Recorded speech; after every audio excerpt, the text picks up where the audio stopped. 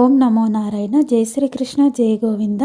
శ్రీమన్నారాయణంలోని 33వ దశకం అంబరీషోపాఖ్యానము. వైవస్వతాఖ్యమనుపుత్ర నభాగజాత నాభాగనామక నరేంద్రసుతోంబరీషః సప్తార్ణవావృతమహీదయితోऽपि रेमे त्वत्सङ्गिषु त्वयि च मग्नमनः सदैव त्वत्प्रीतये सकलमेव वितन्वतोऽस्य भक्त्यैव देव न चिरादभृतः प्रसादं येनास्य याचनमृतेऽप्यभिरक्षणार्थं चक्रं भवान् प्रविततारसहस्रधारं ताद्वादशी व्रतमधो भवदर्शनार्थं वर्षं दधौ मधुवने यमुनोपकण्ठे पत्न्या समं सुमनसा महतीं वितन्वन् पूजां द्विजेषु विसृजन् पशुषष्टिकोटिं तत्राधपारणदिने भवदर्शनान्ते दुर्वाससास्य मुनिना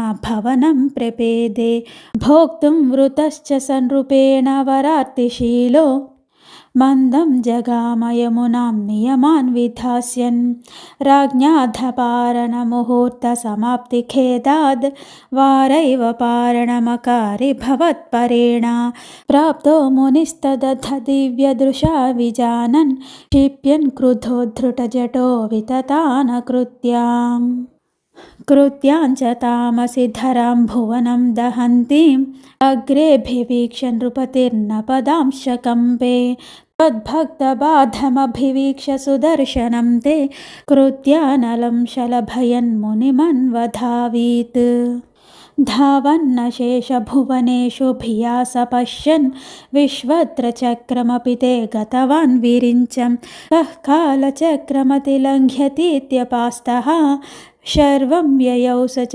भवन्तमवन्दतैव भूयो भवन्निलयमेत्य मुनिं नमन्तं प्रोचे भवानः मृषे ननु भक्तदासः ज्ञानं तपश्च विनयान्वितमेव मान्यं याह्याम्बरीशपदमेव भजेति भूमन् तावत् समेत्य मुनिमानसगृहीतपादो राज्ञापनृत्य भवदश्रमशावनौसीत् चक्रे गते मुनिरदाधकिलाशिषोष्मै त्वद्भक्तिमागसि कृतेऽपि कृपां च शंसन् राज्ञा प्रतीक्ष मुनिमेकसमामनास्वान् सम्भोज्य साधुथमृषि विसृजन् प्रसन्नं भुक्त्वा स्वयं त्वयि ततोऽपि दृढं रतोऽभूत् सायुज्यमाप च समं पवनेशपायाः।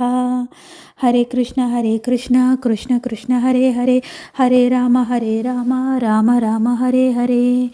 శ్రీమన్నారాయణంలోని అంబరీషోపాఖ్యానము అను 33వ దశకం సమాప్తం.